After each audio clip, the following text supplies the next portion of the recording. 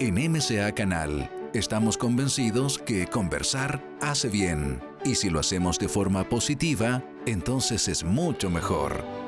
A partir de este momento, Edgardo Fogel te invita a una amena y profunda charla. Esto es Conversando en Positivo.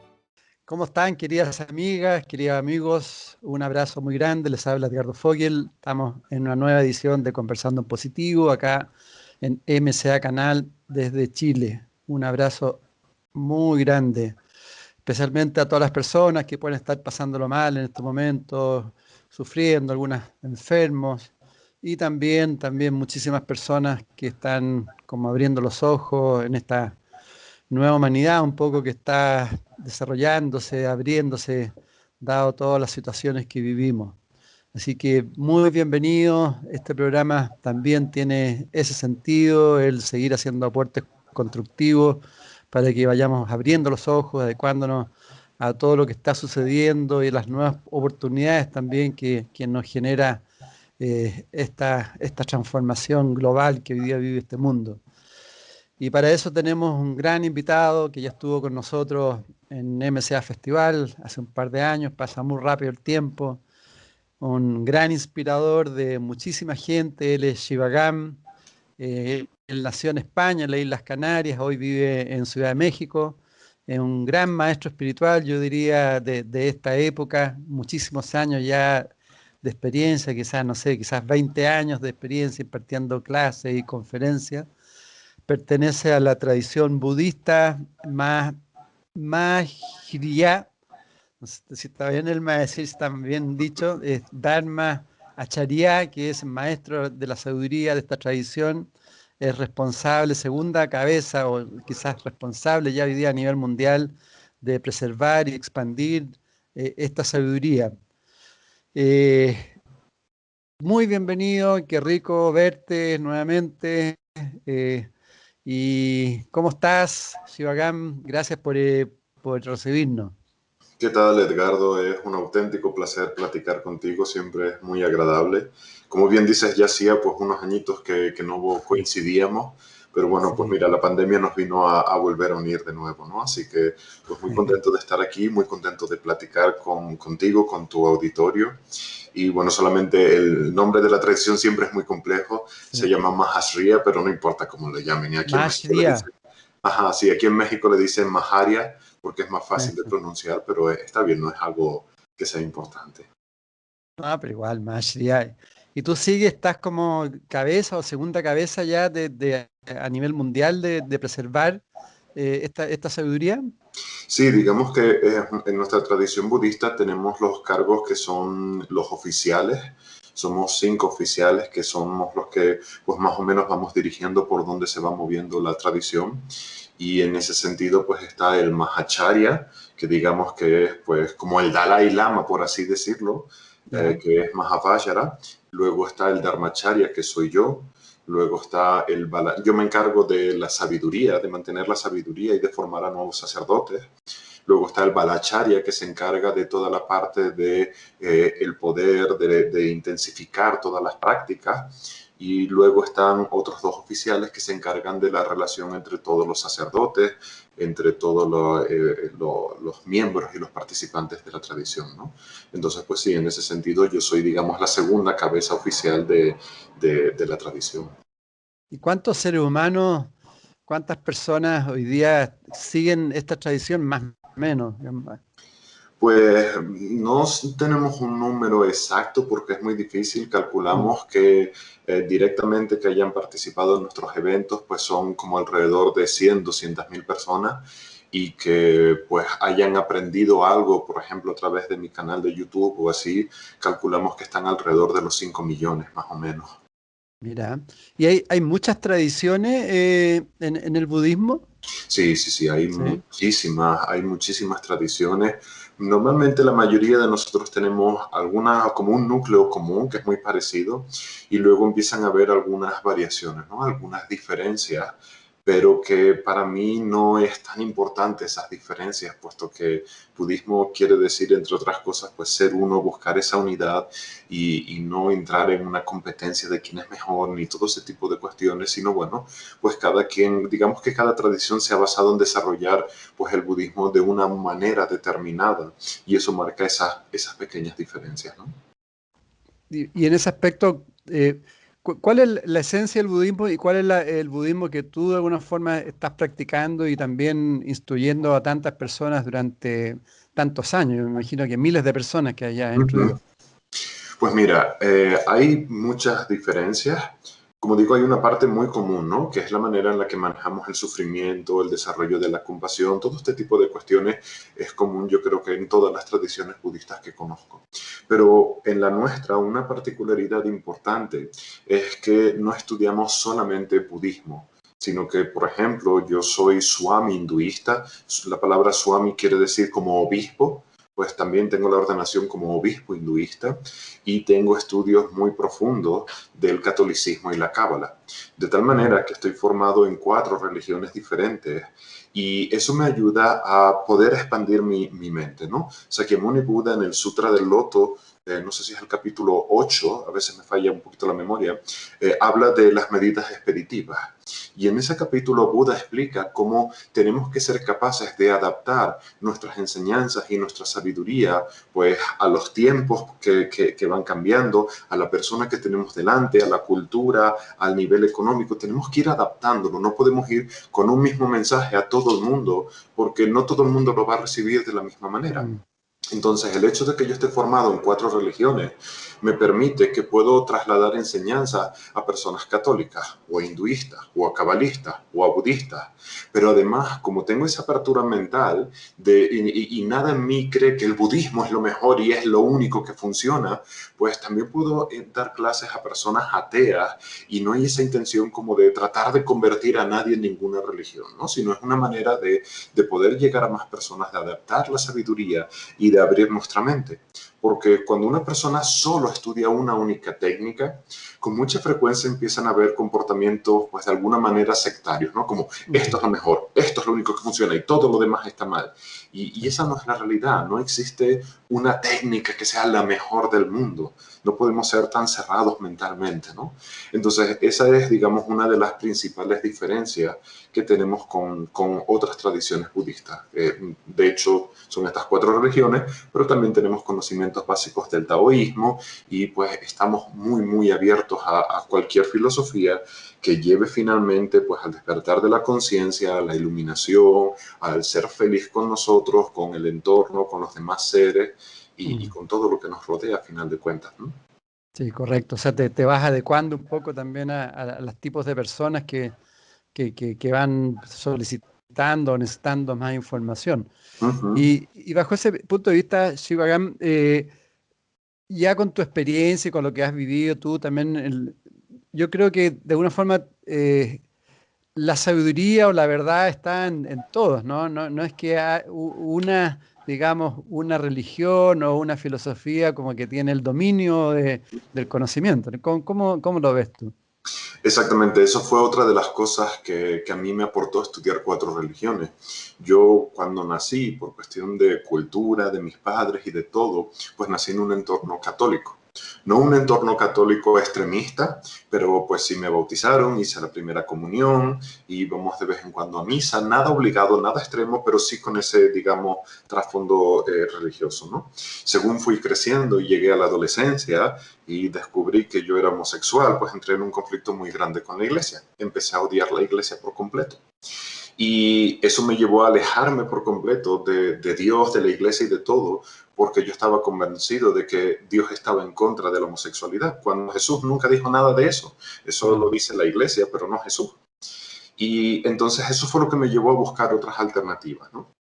Cuando conocí el budismo, fue gracias al budismo que pude perdonar a la Iglesia Católica, sanar toda esa parte y poder valorar toda la belleza que hay en la enseñanza de Jesús, todo lo importante que Jesús enseñaba y que algunas cosas han sido modificadas por la institución, pero no por Jesús. Entonces, como tú bien dices, la verdad, cuando me preguntan, ¿existe una verdad absoluta? Sí. Existe una única verdad absoluta en el universo, solamente puede ser una. Ahora, la manera en la que la percibimos o el camino para llegar ahí es infinito. Hay muchas posibilidades. Puede ser el budismo, el catolicismo, el hinduismo, el islamismo, puede ser de muchas maneras, incluso a través del crecimiento personal podemos llegar a esa verdad.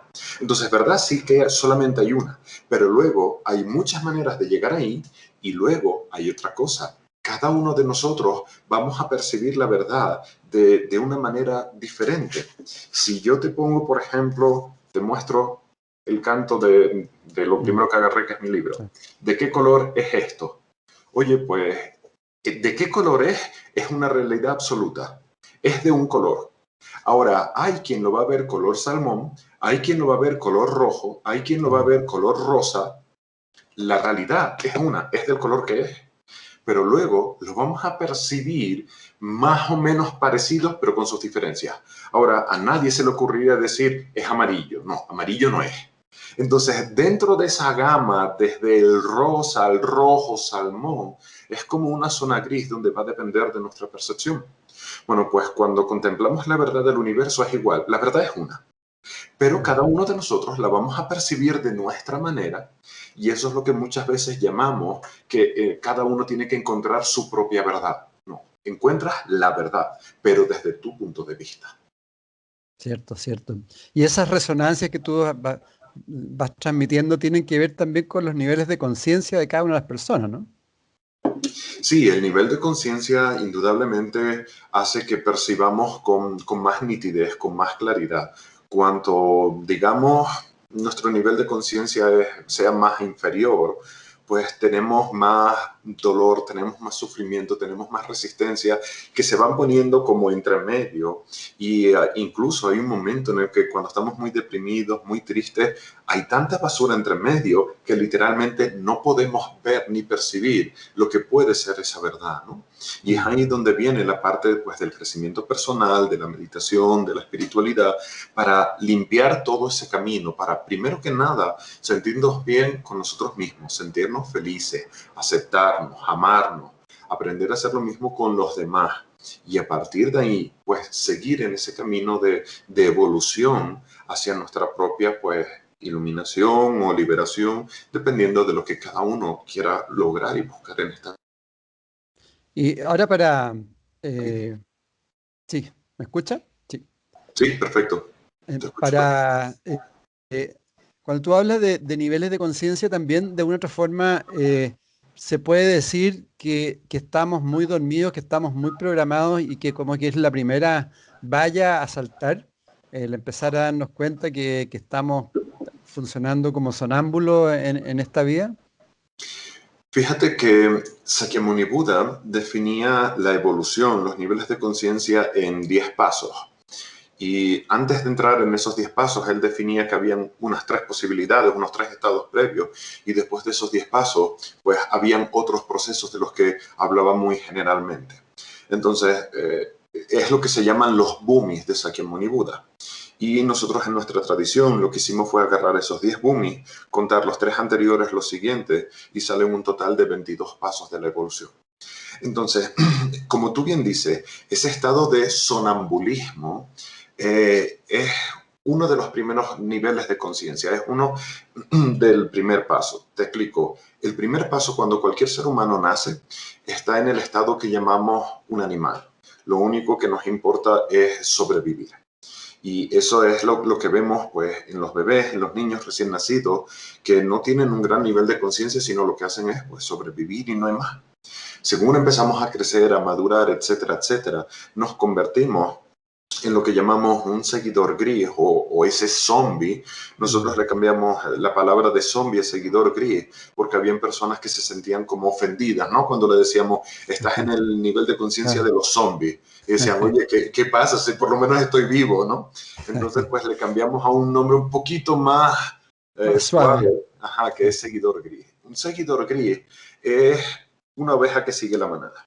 Una persona que no es capaz de pensar fuera de la caja, que solamente sigue las reglas porque tienes que seguir las reglas, porque si no sigues las reglas, la sociedad te castiga o Dios te castiga y vas al infierno. Así que no me preguntes, solo tengo que seguir las reglas, ¿no? Esa es la oveja que sigue la manada.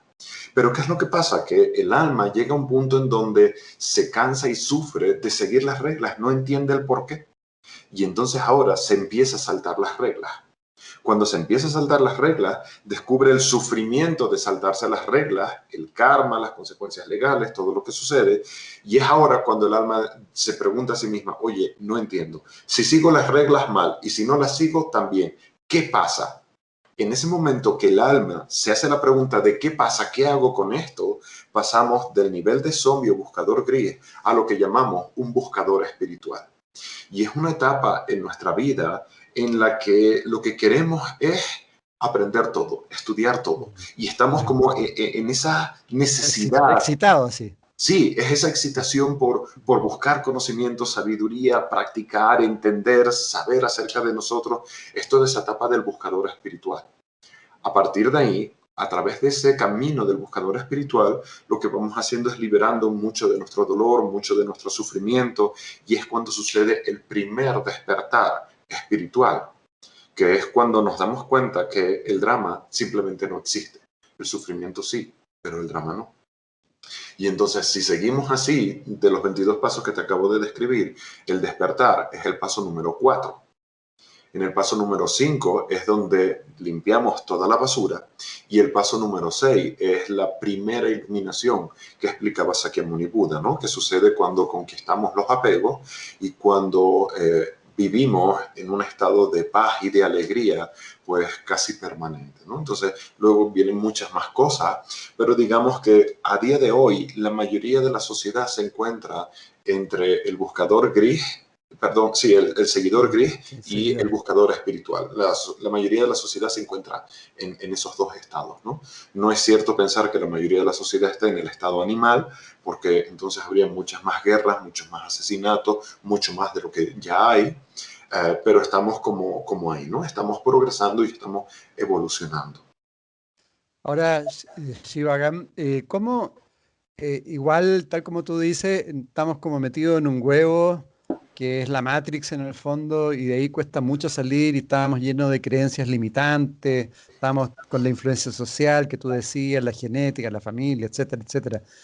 ¿Cuáles son los primeros pasos para ir como despertando un poco lo que tú planteabas? Para, por ejemplo, lo que hoy día nos están viendo, quizás esta primera vez que están escuchando temas así, ¿cómo, cómo salir? Porque es bastante difícil, ¿no? Una de las principales cosas que yo enseño como el primer paso casi que tenemos que dar es cambiar nuestra dinámica. Si nosotros miramos nuestros sentidos están todos enfocados al exterior. La vista, el oído, el gusto, el olfato, el tacto, está todo enfocado hacia afuera. Y de la misma forma nos pasamos la mayor parte del tiempo observando fuera de nosotros el trabajo, las responsabilidades de la vida cotidiana, las redes sociales, etcétera. Nuestra conciencia va allá a donde nosotros prestemos atención. ¿Cierto? Si yo de las 24 horas, si yo de las 24 horas del día me paso una mayor cantidad de horas prestando atención fuera de mí, me voy vaciando. Y ese vaciarme hace que me vaya desconectando de mí mismo, que no pueda evolucionar, pues porque no estoy consciente de mí. Entonces, lo primero que tenemos que hacer es empezar a hacer un cambio, donde este cambio no quiere decir, pues, no relacionarnos con el exterior. Personalmente tengo redes sociales, soy muy activo en las redes sociales, trabajo, hago todo ese tipo de cuestiones. El problema no está en el tiempo o en la atención que prestamos fuera de nosotros. El problema está en la ausencia de dedicación y de tiempo de prestarnos atención a nosotros. Entonces tenemos que invertir ese proceso de decir, vale, me voy a tomar un tiempo al día o al menos 2, 3 veces a la semana para preguntarme cómo estoy, cómo me siento, qué está pasando en mi interior, para hacer alguna meditación que nos permita conectar con nosotros mismos, sentirnos conscientes y que esa conciencia que estábamos prestando fuera, ahora la prestemos dentro de nosotros. De esa forma nos empezamos a llenar con nuestra propia conciencia y nada más que eso ya hace que nos empecemos a sentir muchísimo mejor. Ya nada más que eso trae muchísima paz, muchísima armonía en nuestra mente, en nuestras emociones, y eso es lo que nos va a ayudar al despertar. Cuanto más atención nos prestemos a nosotros mismos, cuanto más nos atrevamos a ver cómo nos sentimos, a resolver nuestras emociones, a meditar. Eso es lo que aumenta exponencialmente pues nuestro despertar y nuestra evolución espiritual. Correcto. O sea, lo que logro entender que una de las primeras tareas nuestras es irnos, potenciar mucho más la atención para ir saliendo del sueño, porque de alguna forma son como oposición, ¿no? Que es la energía sueño y la vigilia por el otro lado que ayuda al despertar. Es decir, hay que desarrollar técnicas también para ir potenciando la atención, ¿no? Sí, para mí la mejor combinación posible que yo he encontrado es combinar una técnica de meditación que te haga conectar contigo, que hay muchísimas, yo enseño muchas, pero hay muchos maestros que también las enseñan. Entonces, meditación de una mano con alguna técnica terapéutica que te permita manejar tus emociones. Yo lo hago con la integración emocional, pero hay muchas otras, porque de esta manera lo que hacemos es nuestras emociones, es lo que nos hacen reaccionar, proyectar, culpar a los demás, es lo que nos hacen soñar, engañarnos, mentirnos. Entonces, con la terapia o con la integración emocional, quitamos todo ese sueño, quitamos toda esa fantasía y todo ese dolor que hay dentro de nosotros. Y con la meditación elevamos nuestro nivel de conciencia. Porque a veces las personas solamente meditan. Pero si solamente meditas y no haces un trabajo emocional, tu meditación tiene un techo cuando toca una emoción no resuelta. Si no la resuelves, la meditación no pasa de ahí. Entonces, con la terapia quitamos la resistencia, con la meditación subimos. ¿Que hay otra resistencia? La quitamos, subimos y esa es la manera en la que evolucionamos más rápido y más eficientemente con esa doble combinación, ¿no? Y esa es mi experiencia y en las personas a las que yo entreno, la forma en la que la mayoría logran pues ese objetivo, ¿no? De estar en paz, en felicidad, de lograr la iluminación, de lo que cada uno pues desee lograr. Sí, interesante. ¿Y cuáles son, bajo tu experiencia, los principales problemas que nos hacen estar constantemente en esa ebullición emocional y también mental, ese loro que no nos para nunca y que estamos ahí metidos en el tumulto, en el problema, ahí en el terremoto? ¿Cuáles son nuestras principales atenciones que deberíamos tener, por ejemplo, en el aspecto emocional, que son más o menos recurrentes? Pues mira, los temas más comunes son depresión, ruptura de corazón, personas que no saben manejar pues una decepción amorosa o incluso una propia relación de pareja.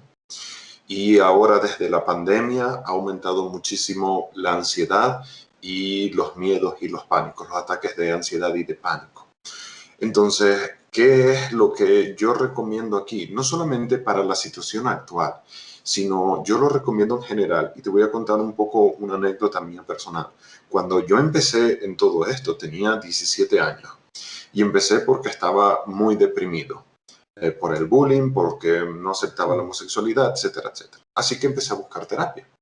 Y encontré terapeutas muy buenos, encontré de todo, algunos muy malos, pero encontré terapeutas muy buenos que me ayudaron muchísimo y son excelentes. Ahora, yo me di cuenta, después de cierto tiempo yendo a los terapeutas, que había desarrollado una ligera adicción hacia los terapeutas. Y era que en el momento en el que yo me sentía mal, me daba ansiedad o estaba triste, enseguida agarraba mi teléfono y le marcaba a uno. Tenía 3 terapeutas en esa época. Oye, estoy mal, ¿me puedes atender? Uy, no tengo la semana llena, hasta la semana que viene no te puedo atender. Ok, bueno, déjame ver. Llamaba al segundo, oye, ¿me puedes atender? Uy, no, semana y media. Y si ninguno de los 3 me daba una cita, al día siguiente o en 48 horas, yo sentía que una semana y media era como esperar 3 años por una cita. Y me di cuenta que había desarrollado esa adicción que para yo estar bien necesitaba ir al terapeuta. Luego, cuando me convertí en terapeuta individual, me di cuenta que a algunos de mis clientes les pasaba lo mismo. Me llamaban con esa misma desesperación. Y fue ahí donde dije, no, esto no es lo que yo quiero. Yo quiero enseñar a la gente a ser autónoma. Yo quiero que nadie tenga esa dependencia hacia un terapeuta, incluido hacia mí, sino que en lugar de eso sepan cómo manejar sus emociones, sepan qué hacer cuando tienen una dificultad. Y ahí es donde pues encontré la integración emocional, que es como lo enseño, porque una vez que aprendes a utilizarla, te olvidas de los terapeutas. te olvidas de depender de nadie para ser feliz. Tú tienes la técnica, la aplicas y funciona. Y entonces cambié mi forma de dar terapia, donde ahora está más enfocada a convertir a las personas en su propio terapeuta. Como dice ese famoso dicho, a una persona pobre no le des pescado. Con el pescado come un día, enséñala a pescar y le resuelves la vida. Bueno, pues esa es la filosofía que yo practico cuando doy terapia o en mi escuela de integración emocional. Enseñamos a las personas a ser autónomos, a manejar sus emociones sin importar lo que les suceda. Y para mí esa es la gran clave. Porque una vez que lo sabes hacer, ya no importa si te rompen el corazón, si te deprimes, si te da ansiedad, si tienes un pánico, si se te muere alguien cercano, da igual. La técnica funciona para absolutamente todo, solo tienes que aplicarla.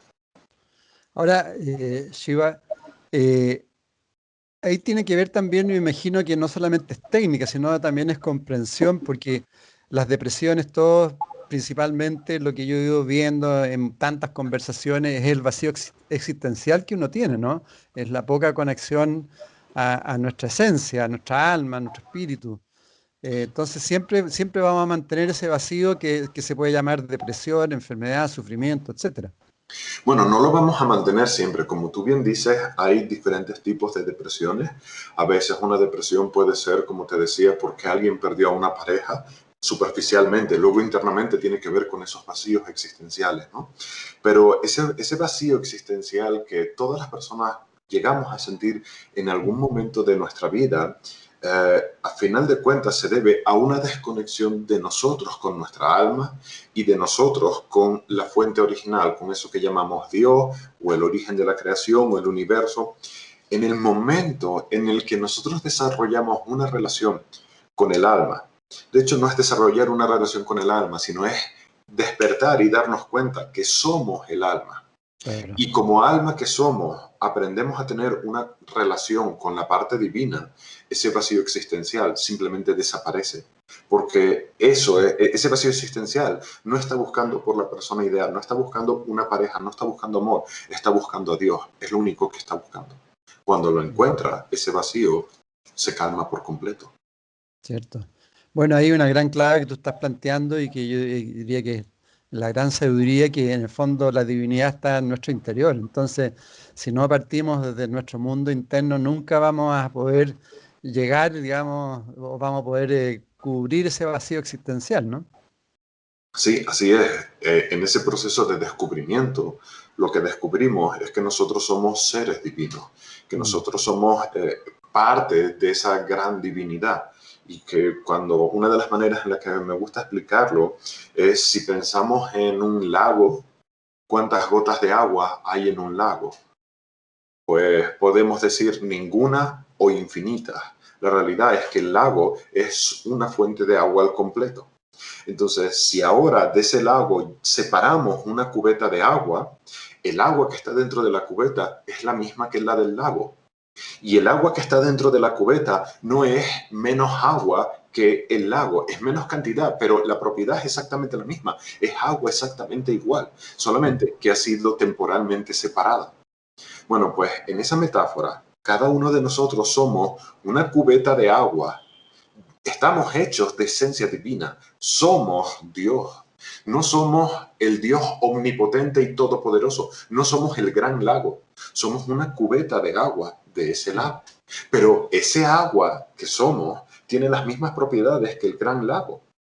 Esto quiere decir que nosotros somos seres divinos. Somos esencia divina. Y eso es lo que queremos despertar, o como decimos en budismo, recordar. En el budismo decimos, Sí. nadie se puede iluminar. Solamente recuerda que siempre estuviste iluminado. Lo que hacemos es, como tú bien dices, despertar de ese sueño, de esa matriz para recordar, siempre he estado iluminado. Soy esencia divina.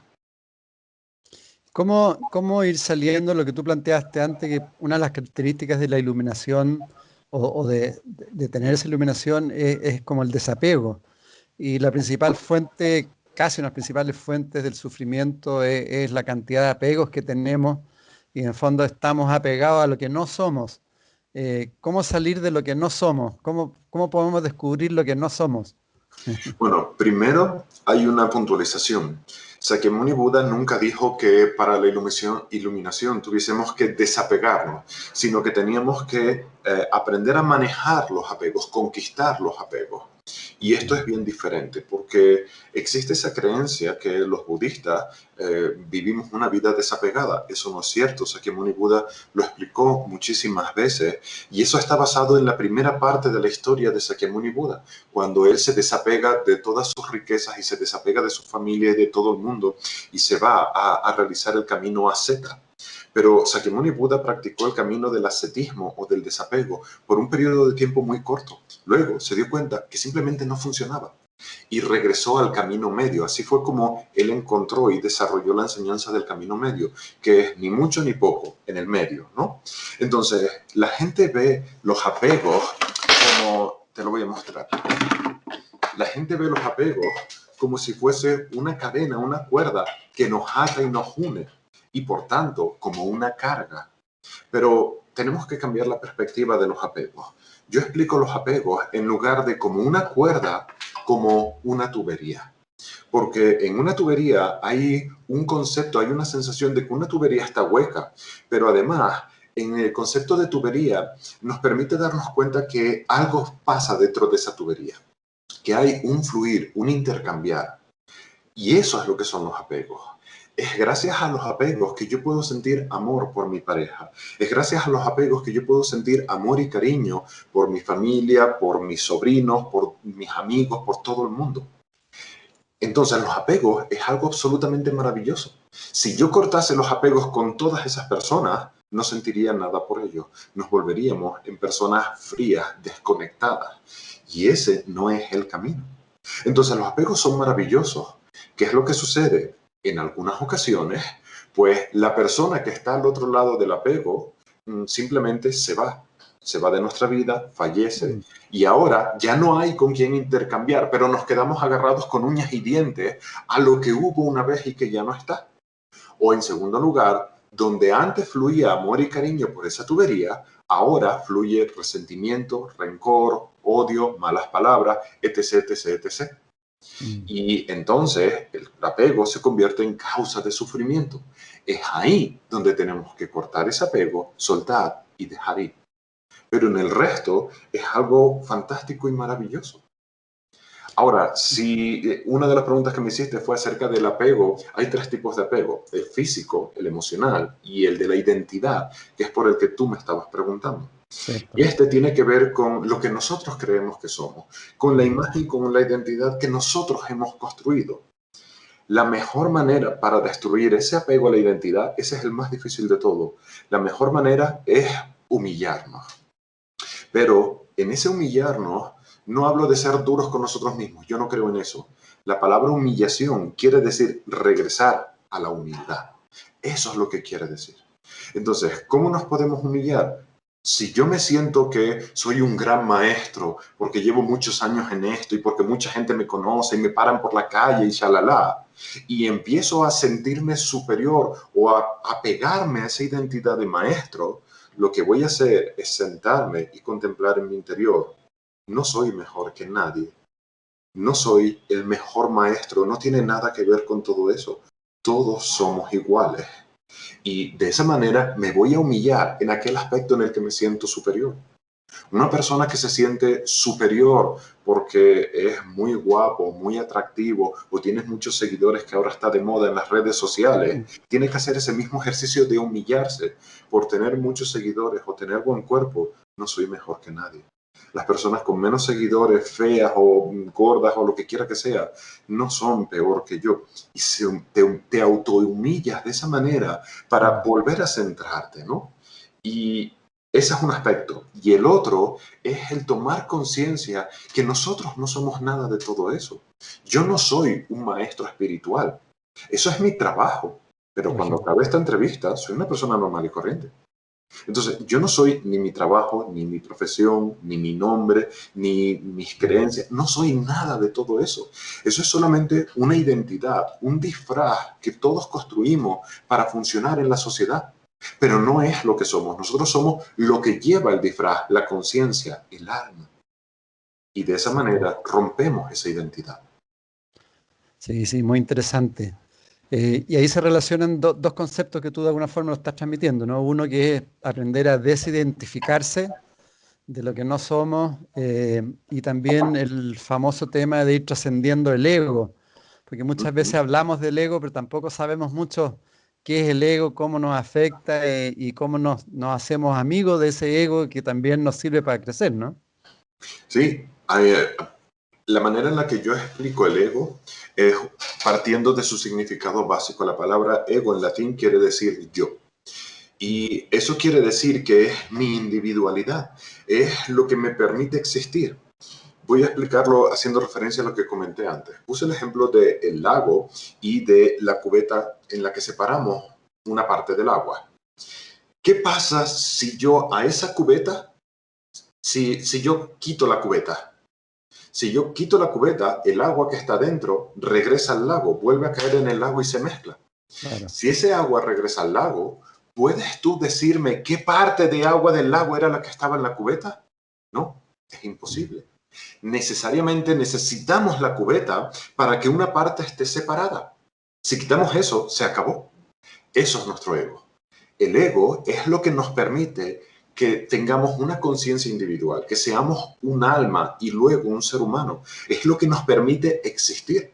Si quitásemos al 100% el ego, regresaríamos a Dios, dejaríamos de existir. Es como una gota que regresa al lago. Se acabó. Por tanto, no se trata en nuestra evolución de acabar con nuestro ego. Se trata de convertirlo, como tú bien dijiste, en nuestro mejor amigo, en educarlo, en entender cómo funciona, para que entonces se convierta en nuestro mejor amigo hacia nuestra evolución y no en nuestro peor enemigo. Entonces, para eso primero tenemos que dejar de juzgar el ego como algo negativo y entender cómo funciona, cómo entrenarlo, cómo educar para que sea pues a nuestro beneficio. Sí, sí, tienes toda razón. Y también nos sirve para ir viéndonos los opuestos, ¿no? Porque si no tuviéramos un espejo al frente, tampoco tendríamos la posibilidad de vernos. Exacto, es gracias también pues, al ego que vamos viviendo y vamos experimentando y podemos darnos cuenta de qué cosas tenemos resueltas, qué cosas no. Cuando algo nos afecta del comportamiento de otra persona, yo no soy de tomarme tan al pie de la letra la idea de un espejo, ¿no? De la idea de si te molesta esto de esta persona es que tú también eres igual, porque no siempre es así. En algunas ocasiones lo que nos molesta de la persona que nos está haciendo de espejo es que yo era igual en el pasado, ya no soy así, pero yo lo fui en el pasado y no me he perdonado. Entonces, la falta de perdón por yo haber sido de esa manera es lo que me hace reaccionar o me molesta cuando alguien se comporta así. En otras ocasiones es que yo no soy así, pero a lo mejor mi papá o mi mamá eran así. Y la falta de perdón y la falta de sanar las consecuencias de que mi papá y mi mamá fuesen así me hacen reaccionar. Entonces hay una realidad. Cuando alguien tiene un comportamiento delante de nosotros que nos molesta, nos está detonando algo que está sin resolver en nuestro interior. Eso es cierto. Pero me he visto muchas personas que tratan de encontrar, no, me molestó esto, entonces es que yo soy igual y lo tengo que buscar y no lo encuentran y no lo encuentran, porque no es tan literal, ¿no? Sí, se van como al extremo ahí. Exacto, exacto. Sí, sí, es verdad. Ahora, otro concepto que de alguna forma también lo estás transmitiendo, que creo que es importante, es entonces el aceptarse, ¿no? El aceptarse tal como uno es, con todos los aspectos defectuosos, porque todos somos aspectos defectuosos, porque algo estamos experimentando aquí en la materia, y aceptarlos y de alguna u otra forma empezar a iluminarnos con esos aspectos, ¿no?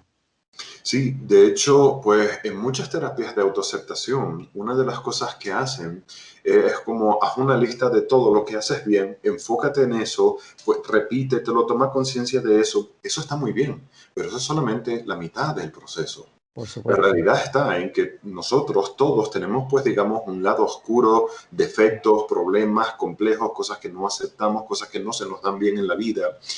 Nadie va a aceptarse al 100% si no miras ambas cosas, si no miras tu luz y tu oscuridad. Es imposible que te aceptes al 100%.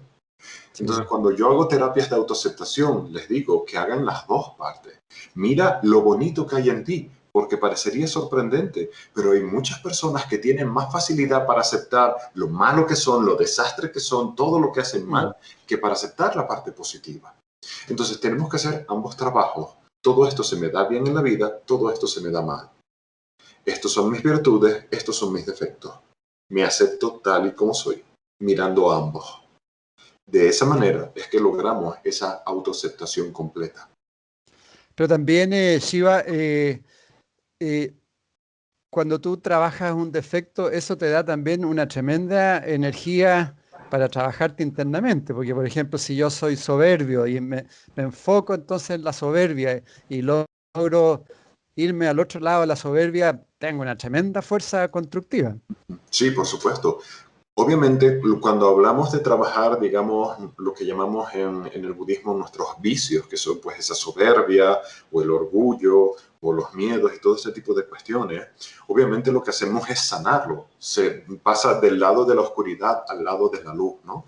Y eso es precisamente lo que nos da pues esa energía, esa vitalidad, esa fuerza tan grande, cuando en lugar de estar peleando elegimos la paz, o cuando en lugar de pelear por querer tener la razón, nos rendimos y aceptamos, a quién le importa que tenga la razón, vamos a buscar soluciones, vamos a ser felices, ¿no?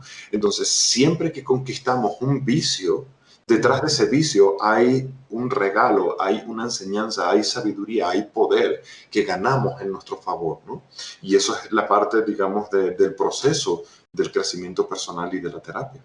¿Cierto? Y en ese enfoque, como terapeuta, no es como más, como la palabra, no sé, quizás más constructivo, como focalizarse como, por ejemplo, en la área que hoy día más te está limitando y trabajar ese aspecto, porque muchas veces cuando uno habla con una persona y le pregunta por aspectos defectuosos, te empieza a hablar de 3, 4, 5, y ahí se dispersa. No es mejor partir en uno, porque si estamos hablando como en física cuántica, con un defecto trabajado se te produce un cambio completo en uno, ¿no? Sí, de hecho tienes toda la razón, pero aquí va a depender un poco del tipo de persona. Mi experiencia como terapeuta, sin caer en generalismos, ¿vale?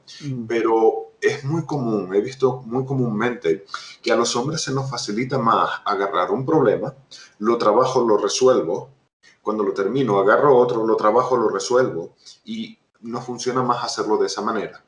Y es común que las mujeres, precisamente porque tienen más conexiones neuronales, porque pueden hacer más cosas al mismo tiempo, tienen mayor facilidad para agarrar un problema, lo empiezo a trabajar, no lo termino, agarro otro, lo empiezo a trabajar, no lo termino, y van avanzando así. Yeah. Una manera no es mejor que la otra. Si yo agarro un problema y lo trabajo hasta terminar, resolví un problema, pero todos los demás están pendientes. Si yo agarro diferentes problemas y los voy trabajando, estoy avanzando en varias áreas al mismo tiempo. Entonces, la diferencia solamente está en que una persona que agarra un problema y lo resuelve, va a sentir que evoluciona más rápido, porque va a decir, vale, ya resolví este problema, paso al siguiente. Mientras que una persona que va trabajando varios al mismo tiempo, a veces siente que va más lento porque está dividido. Pero cuando lo solucione, habrá solucionado muchos al mismo tiempo. Por tanto, no es una cuestión de qué es mejor o no, es una cuestión de cómo se siente más cómodo pues, la persona y el cliente que lo está trabajando. Ahora bien, como tú bien dijiste, la parte cuántica, yo lo explico como un árbol. Cuando tú trabajas y resuelves la hojita de un árbol, esa hojita la quitaste, pero va a salir otra hojita. Si en lugar de la hojita te vas a la rama, pues ya todas esas hojitas de la rama no van a salir porque las quitaste. Pero puede salir una rama por otro lado. Si te vas al tronco, entonces ahora, cuando lo resuelvas, has eliminado el tronco. Pero si no quitas las raíces, puede salir un nuevo tronco. Si te vas a las raíces, ahora lo matas. Se acabó por completo. Claro, claro. Exacto. ¿Y cómo, algo lo planteaste, pero para las personas que nos están viendo, que nos están escuchando, ¿cómo trabaja un aspecto? ¿Te vas al otro lado, te vas a la virtud de ese defecto y para poder hacer un equilibrio? ¿O vas como comprendiendo también y observando ese defecto, cómo tú lo estás, digamos, funcionando en tu vida? ¿Cómo? ¿Cómo se Por puede ejemplo, hacer? si hablamos de la soberbia que pusiste tú el Sí. ejemplo, una de las maneras en las que yo lo enseño es, primero, tenemos que aprender un poco de qué es esa soberbia, ¿no? De ese sentimiento de superioridad, de sentirnos mejor que los demás, de querer tener siempre la razón, de estar siempre peleando. Además, en la soberbia también suele haber siempre un sentimiento como de irascibilidad. Las personas Mm. soberbias solamente le tienes que decir cualquier cosita para que exploten y se enfaden. Entonces, primero entendemos un poquitito de esa parte. Y luego hacemos la parte de la humillación que te decía hace un rato. Me Mm. voy a preguntar a mí mismo, oye, ¿en qué situaciones se me activa a mí la soberbia? Y voy a tomar conciencia de en qué momento, con qué persona o bajo qué circunstancias se me activa la soberbia para yo saber de qué manera me está afectando. Una Claro. vez que ya he determinado, pues mira, soy soberbio con mi pareja o con mi compañero de trabajo o aquí, es donde ahora puedo realizar la integración emocional, que en lo que consiste muy resumidamente es, pienso en la situación, en la persona con la cual actúo con soberbia. Y ahí, con los ojos cerrados, me permito sentir ese impulso de la soberbia. Me permito respirar y sentir mi soberbia. Me permito respirar y conectar con todo lo que en mí quiere actuar con soberbia. Y solamente respiro y me permito sentir esa soberbia. Cuanto más sintamos la soberbia o cualquier defecto de manera consciente, ese vicio o defecto Esa va va perdiendo disminuyendo. poder, Mm. va cesando, va disminuyendo hasta desaparecer por completo. Entonces, quitas por completo la soberbia con esta persona. Luego quitas la soberbia con la otra persona, con esta situación, con la otra, Bueno, con la otra, con la otra. Cuando hayas quitado esa soberbia de todos lados, va a ser muy difícil que la soberbia se te active. bueno, buenísimo. O sea, tenemos que ir sacándole el poder a cada uno de estos aspectos defectuosos. Sí, y por ejemplo, en el caso de la soberbia, tiene mucho que ver con la necesidad de defendernos, ¿no? Yo me acuerdo, tuve una época muy soberbia, de la cual me arrepiento ahora, y fue al entrar en la universidad, en el colegio, como le llaman en cada país, en la preparatoria, justo antes de entrar en la universidad, pues sufrí una situación de bullying muy seria y eso me dejó muy lastimado. Entonces, cuando salí del colegio y entré en la universidad, entré con una actitud de a mí nadie más me vuelve a hacer bullying, a mí esto no me vuelve a suceder nada más, Ya. nunca más. Entonces, en lugar de entrar en la universidad como un corderito al que todos le pegaban, entré en la universidad Hasta como el así. león que se va a comer a cualquiera que le ataque. Y desarrollé esa soberbia de cualquier persona que me intentaba hacer cualquier cosa, yo lo atacaba de vuelta. Y empecé a atacar a un montón de personas y era muy soberbio en aquella época, pero era solamente mi mecanismo de defensa ante todo el daño, el dolor y el sufrimiento que tenía acumulado de los años de la secundaria y de la preparatoria. Entonces fue un mecanismo de defensa. Cuando me di cuenta el daño que me estaba causando mi propia soberbia, fue cuando dije, uy, pues la soberbia tampoco funciona. Y me tocó pues trabajarla, como estoy comentando, para no caer en eso, porque es muy doloroso. Bueno, eso es lo bonito de la vida, ¿no? Nos va dando distintos materiales, circunstancias para que las vayamos trabajando. ¿Y qué estudiaste en la universidad? Soy arquitecto también. Ah, arquitectura. ¿Nunca Sí, ejerciste? dime.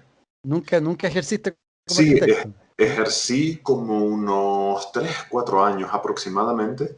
En las mañanas trabajaba como arquitecto y luego en las tardes daba consultas de terapia y los fines de semana daba cursos, más como un hobby porque me gustaba mucho, pero mi trabajo sí ejercí pues eso, como unos 3 4 años estuve ejerciendo como tal. Mira, qué bonito. Dime, ¿qué significa, explícanos un poco en el budismo el Dharma? Que también se habla mucho, pero yo creo que a veces no se entiende también. El significado literal de la palabra dharma es una palabra sánscrita quiere decir sabiduría. Es el significado directo, ¿no? Ahora, en cuestión de interpretación y de lo que quiere decir, es la sabiduría. Y en el budismo hacemos una diferencia entre conocimiento y sabiduría. El conocimiento es cuando aprendemos algo de memoria, como mucho de lo que aprendimos en el colegio. Pero Claro. ese conocimiento no se convierte en sabiduría hasta que lo experimentamos. Y pongo un ejemplo. Uh, en la escuela nos aprendimos todas las capitales de todos los países del mundo. Y Probablemente, a menos que a alguien le guste mucho la geografía, hemos olvidado la capital de la mayoría. Pero si tú has visitado algún país, si tú vas a París y ves París y disfrutas de París, dices, wow, París, capital de Francia. Ahora París se convierte en una experiencia. París, capital de Francia, no es algo que aprendimos de memoria, sino es algo que viví, que experimenté. Y es así como pasa de conocimiento a sabiduría. Esto quiere decir que en nuestro desarrollo espiritual muchas veces leemos muchos libros. He leído infinidad de libros, pero leer un libro no te hace evolucionar, te da el conocimiento. Claro. Necesitas convertirlo en Dharma, necesitas aplicarlo, descubrirlo. Y cuando lo aplicas y lo descubres, ahora se convierte en sabiduría. Es cuando verdaderamente lo entendiste. Entonces, es gracias al Dharma que evolucionamos, no al conocimiento. Entendido. Bueno, importante el hacer, ¿no? El experimentar Exacto. en la vida. No quedarse solamente. Bueno, ahí hay muchísima gente y mucha ciencia también que tiene muchísima información, pero falta el hacer, que es muy Sí, importante. hay mucha gente que viene a estudiar conmigo y me dicen, Shivagan, he leído 25.000 libros Sí. y no sé cómo aplicarlo, ¿no? O sea, sin ir más lejos, hace un par de semanas tengo un programa que hago a través de YouTube todos los jueves, que es un café con Shivagan, y hace un par de semanas hablé del aquí y del ahora. Bueno, según estaba hablando del aquí y del ahora, no sabes la cantidad de participantes que me decían, por fin entiendo a Eckhart Tolle, por fin entiendo el libro del poder de la hora, porque sí, suena muy bonito, pero no terminaban de caerle las fichas, ¿no? De comprender lo que quiere decir. Y ese es solamente un ejemplo anecdótico muy reciente. Sí. Pero a veces así pasa, que falta la parte de practicarlo. Y a veces es ahí donde la gente le falta esa fuerza de voluntad, ¿no? A veces las personas creen que evolucionar o sanar es leerte un libro, ¿no? Eso es esencial, el conocimiento. Pero tienes que practicarlo, tienes que hacer ese esfuerzo, dedicarle tiempo para que pase de conocimiento a sabiduría y ahora tu vida mejore. De lo contrario, no es suficiente. Bueno, ese es un tremendo punto el que tú estás planteando. Si uno no tiene voluntad propia, es imposible un desarrollo espiritual, porque hay una ley que es la ley de la inercia, que en fondo naturalmente siempre tendemos a la inercia. Y el camino Exacto. espiritual es lo contrario de eso. Y eso requiere mucha voluntad. Sí, es lo que yo les digo a las personas cuando me dicen, Shivagan, es que no tengo fuerza de voluntad para hacer mi meditación, para hacer mi terapia, ¿qué puedo hacer? Mi contestación es, sigue sufriendo. Todavía no has sufrido lo suficiente como para que te des cuenta de la importancia de tu desarrollo personal y espiritual para tu bienestar. Entonces sigue sufriendo. Va a llegar un momento en donde tu vida sea tan negativa, tan dura, tan dolorosa, que vas a decir, me importa un carajo, le voy a dedicar tiempo a esto. Eso fue lo que me pasó a mí. En España la carrera de arquitectura es una de las más complicadas que hay. Me tardé 7 años en titularme como arquitecto porque es muy dura. Y para ello dormí al día 2, 3, 4 horas cuando mucho, Claro. por 7 años. Ahora, cuando estaba haciendo mi terapia, mi crecimiento personal, practicaba una hora y media al día. Los fines de semana a lo mejor un poco más. Nada más que eso, una hora y media al día. Es lo que le dedicaba. Y en 4 meses superé los traumas, los complejos, las depresiones, el insomnio, la ansiedad. 4 meses dedicándole una hora y media al día. Entonces, cuando yo lo pongo en perspectiva, pienso 7 años prácticamente sin dormir, trabajando, o sea, estudiando y haciendo trabajos por 16, 18 horas al día, o una hora y media al día por 4 meses para superar mis traumas y mis complejos. Oye, pues, ¿qué te digo? Valió por mucho la pena. Pero tuve esa pasión y determinación, porque llegó un momento en donde yo sentí, la vida no puede ser sufrimiento solo. No quiero vivir el resto de mi vida depresivo, con angustia, sin poder dormir, no quiero vivir mi vida así. Tiene que haber una solución. Entonces, a veces la gente necesita seguir sufriendo para que despierten esa fuerza de voluntad y digan, voy a hacer lo que tenga que hacer para ser feliz. Sí, tienes toda la razón, pero es fundamental. Y claro, tiene que venir una fuerza interior como para darse cuenta que uno tiene que ir saliendo y sacando. Y lo otro que también es, por lo menos ha sido mi experiencia también, que a medida que uno ya empieza a desarrollar voluntad y empiezan a pasar cosas, después se va haciendo mucho más fácil y además uno va disfrutando más la vida también. O sea, Sí, no verlo por el lado tan, no, que es tan difícil, ¿no es cierto? no. Lo que yo les suelo decir es que cuando empezamos, el principio siempre es muy duro, Mm, porque al iniciar tenemos que limpiar todo lo que no hemos limpiado. Si una persona empieza a hacer terapia con 30 años, bueno, tiene 30 años que limpiar.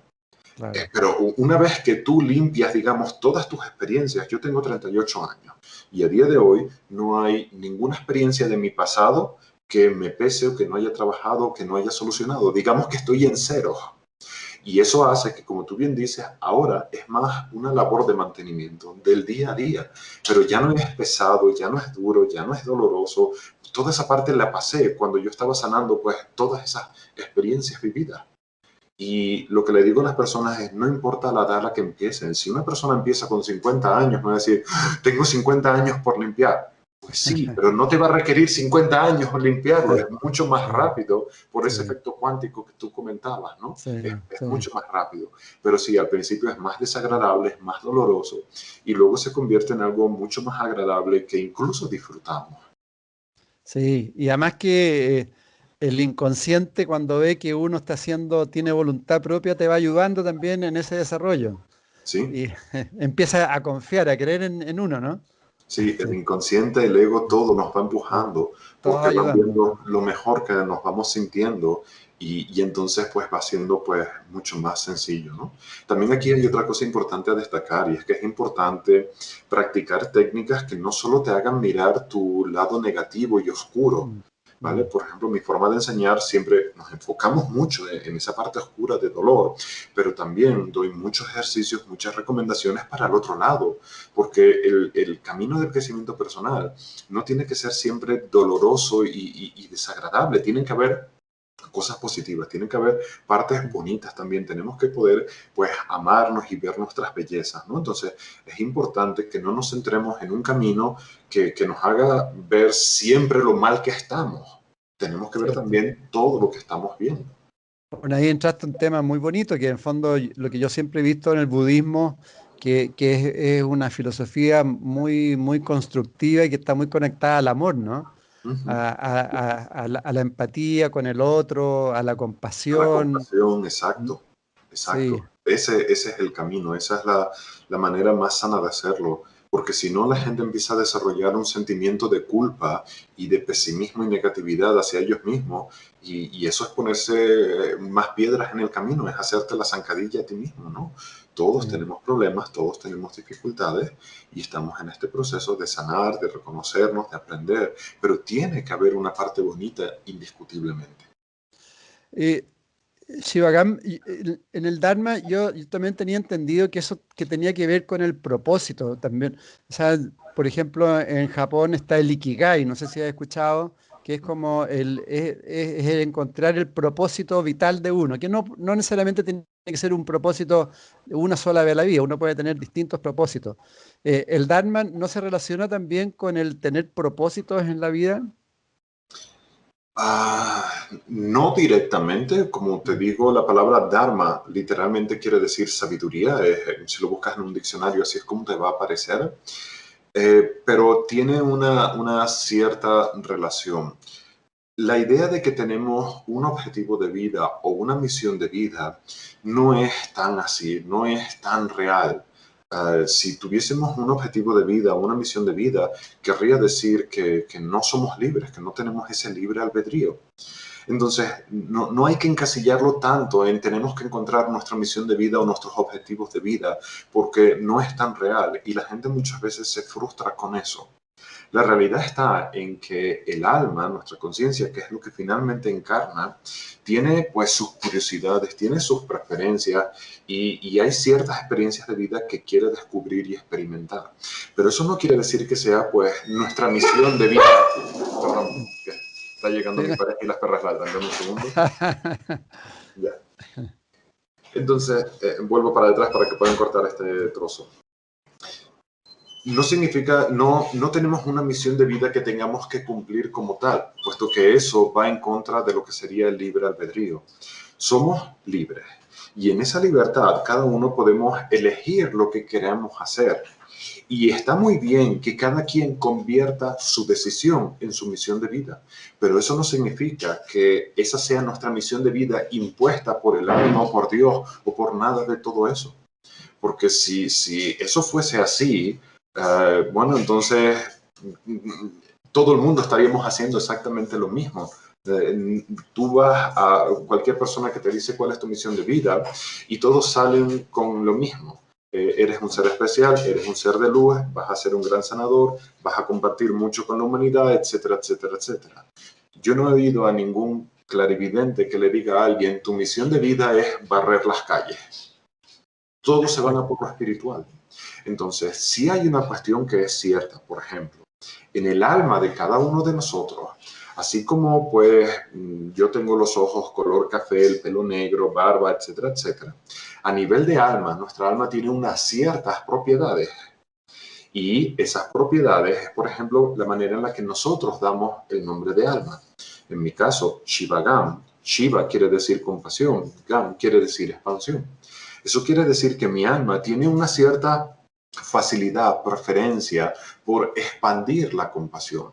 Pero esa es la esencia de mi alma, que luego yo he decidido pues dedicarme a hacer ese trabajo, pero no como una misión de vida, sino como una elección. No, correcto, sí tienes razón. Yo también iba un poco a que uno se va conectando a la pasión de uno, a la vocación de uno. O sea, decir, tú eres hoy día un gran terapeuta, un gran maestro, transmites, inspiras, porque de alguna forma tú también sentiste que esa era tu vocación y tomaste la decisión, lo hiciste, bajo ese punto de vista, porque mucha gente no sigue su vocación, no sigue su pasión y en la vida prácticamente está sobreviviendo y está frustrado. Entonces, Sí, también por ahí va un poco en el sentido de que uno tiene que empezar también a mirar cuál es la vocación, qué es lo que te lleva, qué te apasiona y eso realizarlo. sí, y aquí hay una diferencia muy importante.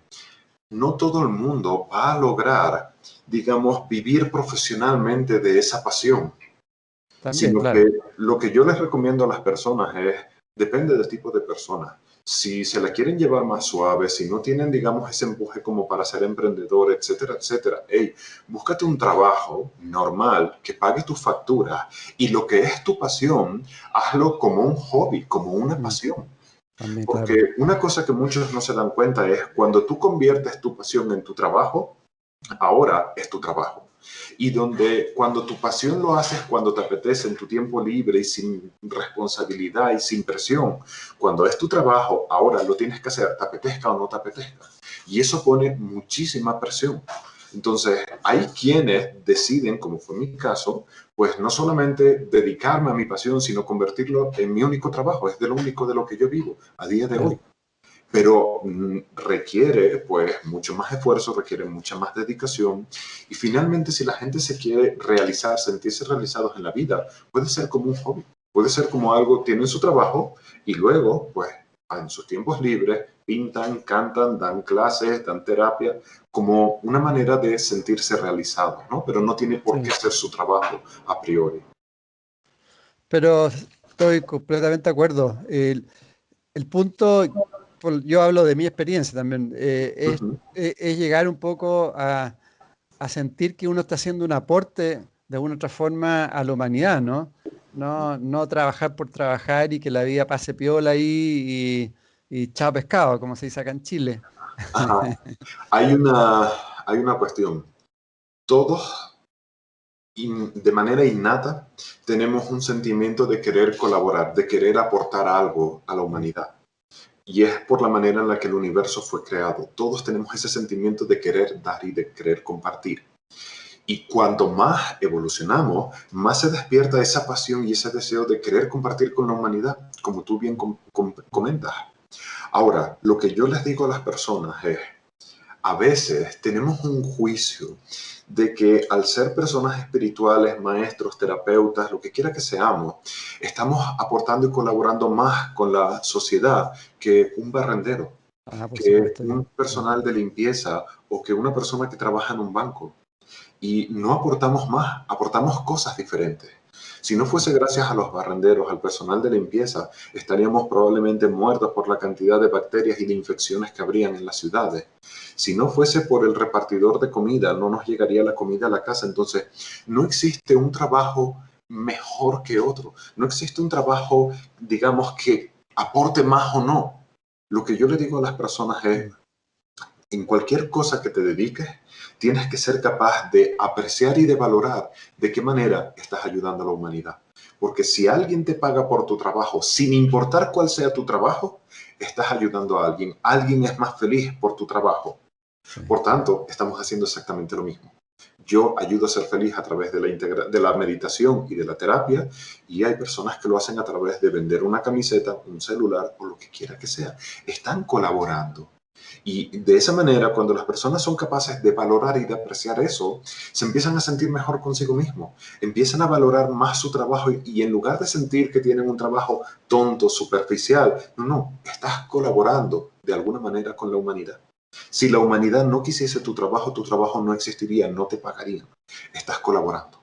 Que luego quieras colaborar de otras maneras, hazlo. Pero tengamos siempre en cuenta que absolutamente todo el mundo está colaborando con la humanidad cuando trabajamos. Sí, cierto, cierto.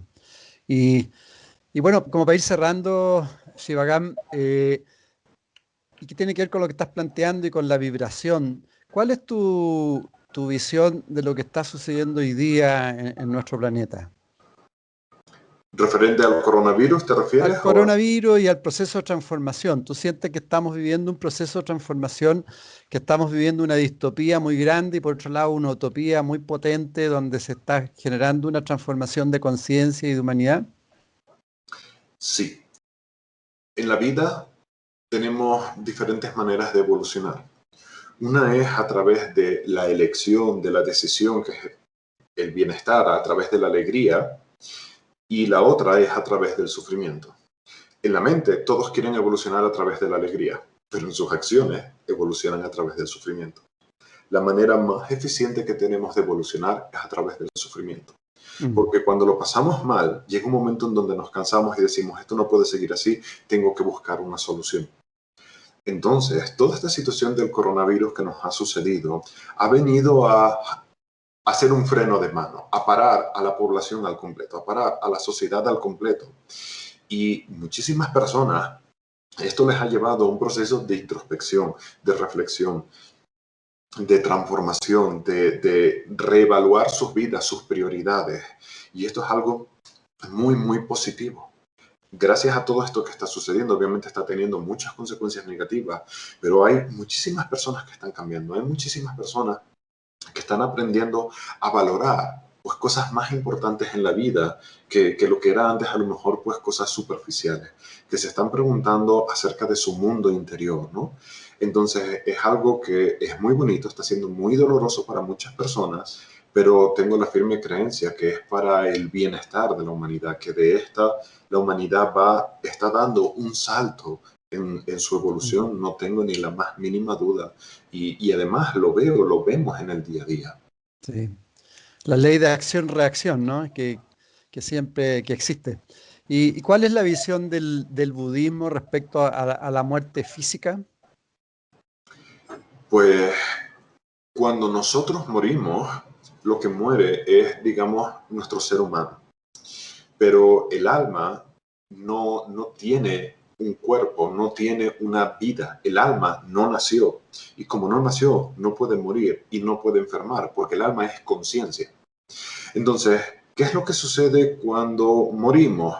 Bueno, al morir, nuestros apegos, todo lo que nos soltamos, digamos, voy a dar un paso atrás. Cuando morimos es el momento para soltar todos nuestros apegos. Ahora sí que sí hay que soltar absolutamente todo. Pero a veces el alma, el ser humano y el alma no tenían ese dominio, no tenían esa facilidad para soltar todos los apegos de una sola vez cuando llega el momento de la muerte. Entonces, ¿qué es lo que sucede? Que el alma o la conciencia trata de ascender, pero sus apegos son más fuertes que la fuerza que le empuja hacia la ascensión. Y eso es lo que hace que en lugar de ascender, causa una reencarnación. Y en la siguiente vida, ahora el alma y el nuevo ser humano sigue trabajando para ir aprendiendo a manejar pues esos apegos, a soltar. Cuando llega la muerte, vuelve a hacer lo mismo. Pero esta vez sube un poquitito más que en la vida pasada, porque evolucionó más. Si no lo logra, vuelve a reencarnar. Y así es como estamos sujetos a ese famoso ciclo del samsara, hasta que pues ese alma y ese ser humano en una vida consigan liberarse, lo que llamamos la budeidad, que es la segunda iluminación. Y entonces ese ser humano al morir, en lugar de reencarnar, va a ascender, como fue el caso de Sakyamuni Buda y como es el caso de muchos otros seres que han ascendido, ¿no? Entonces, la ascensión es muy sencillo. Hay dos fuerzas, una que nos empuja a ascender y una que nos empuja a reencarnar. La que nos empuja a reencarnar son los apegos. La que nos empuja a ascender es el deseo y la voluntad de regresar a la unidad. La más grande gana en el momento de la muerte. Y el momento de ascensión tú puedes tener otro tipo de vida, en otro tipo de dimensiones, otras formas, porque Sí. somos seres infinitos, o sea, seguimos con vida en otras posibilidades, ¿no? Sí, de hecho, en el momento en el que sucede la ascensión, ese ser ascendido, digamos que ahora tiene absoluta libertad. A la gente le gusta decir que elegimos dónde encarnamos, con quién encarnamos. No es cierto, hay muy poca libertad a la hora de reencarnar. En el momento de la ascensión, ahora sí el alma es completamente libre y puede elegir. Hay seres ascendidos que deciden, aunque ya tienen esa libertad, volverse a reencarnar, como es el caso del Dalai Lama, que lleva, me parece que son 17 vidas, no sé si 17 o 27, ahora ya no me acuerdo, reencarnando voluntariamente. No tiene por qué. Pues el caso de Mahavajra, es el caso de muchos otros maestros que deciden reencarnarse porque tienen una pasión y una determinación de ayudar a la humanidad, pero como seres encarnados.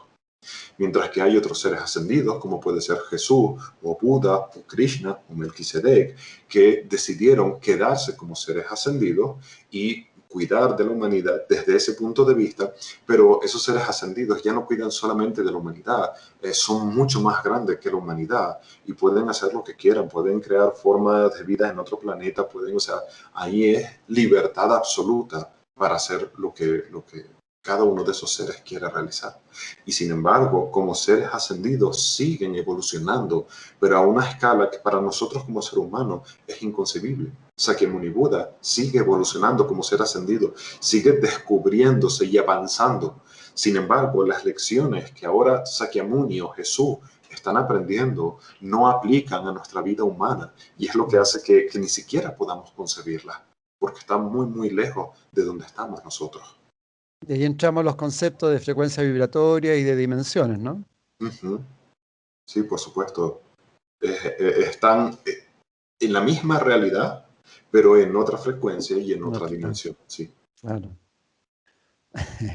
Mágico todo, ¿no? exactamente. Si quieres, no sé, regalarle las últimas palabras a, bueno, tanta gente que te sigue. Yo entiendo que tienes más de 200.000 seguidores en YouTube, en distintos lados, así que ya de partida te agradezco de corazón que hayas estado con nosotros y si quieres decirle algo, tú tienes la palabra. Pues agradecerte tanto a ti como a tu audiencia por compartir este ratito. Y pues siempre me gusta animar a las personas a paso en entender que la verdadera alegría y felicidad la encontramos dentro de nosotros y que es posible, pero tenemos que hacer pues ese trabajo introspectivo y animar a las personas a que lo hagan, a que se atrevan a mirarse en el espejo y descubrir su luz, su sombra, abrazarla y de esa manera encontrar esa autoaceptación y ese autoamor pues indefinido. ¿Y alguna meditación así corta que tú podrías transmitir, o sea, transmitir que deberíamos poder hacer? Que la guíe en este momento. Podría ser, si quieres. Uh-huh. Solamente dime de cuánto quieres que la haga para controlar el tiempo y te la guío sin problema. Oh, corta, no sé, 3 minutos. Venga, vale. Um, Vamos a hacer una meditación que se llama... Espera que pase el avión. Se oye mucho. Vamos a hacer una meditación que se llama la meditación de los 4 estados, la contemplación de los 4 estados, y que es súper eficiente para conectar con nosotros mismos y hacernos conscientes de nuestro cuerpo. Es muy sencillita. Vamos a cerrar nuestros ojos y vamos a empezar simplemente por prestar atención a nuestra respiración. Voy a respirar y estoy consciente de que respiro. Siempre respiramos, pero no siempre nos hacemos conscientes de nuestra respiración. Este es el primer paso que damos, respirar conscientemente. Ahora vamos al segundo paso. Consiste en habitar tu cuerpo. Para ello, quiero que te imagines tu cuerpo como si fuese un pijama y vas a poner la intención de vestirte con tu propio cuerpo. Así que te vas a imaginar que te colocas tu pierna izquierda, desde el pie, el gemelo, la pantorrilla. Y ahora te colocas tu pierna derecha, el pie, el gemelo, la pantorrilla. Y lentamente te sientas en tus caderas y prestas especial atención a toda la parte inferior de tu cuerpo, de las caderas a las plantas de los pies. Y te haces consciente de esa parte de tu cuerpo. Y continuamos, nos colocamos nuestro abdomen, nuestra columna vertebral, nuestro pecho. Y nos vestimos con nuestro brazo como si te estuvieses poniendo un abrigo, un suéter. El brazo derecho, el brazo izquierdo. Por último, nuestro cuello y nuestra cabeza como si nos pusiésemos una capucha. Y te permites habitar conscientemente en tu cuerpo. La idea es llenar todo tu cuerpo de conciencia, hacerte plenamente consciente de tu cuerpo al completo. A esto lo llamamos habitar en el cuerpo. Habita conscientemente en tu cuerpo.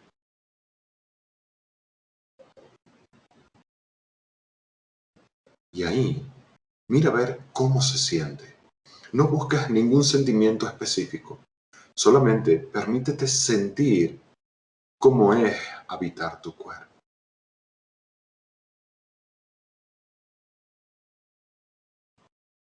Y este es el tercer paso, simplemente sentirte.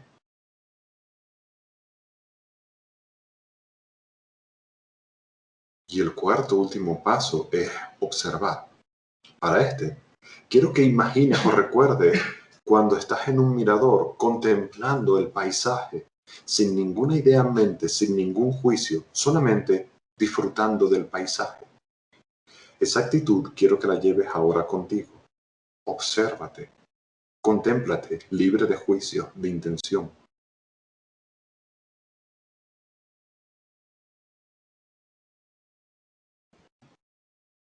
De tal manera que unificamos los 4 estados.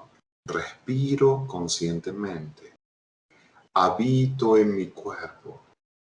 Me permito sentir y observar. Respira, habita, siente, observa. Respira, habita, siente, observa. Respira, habita, siente, observa. Tomamos una respiración profunda. Regresamos aquí despacito, abriendo los ojos.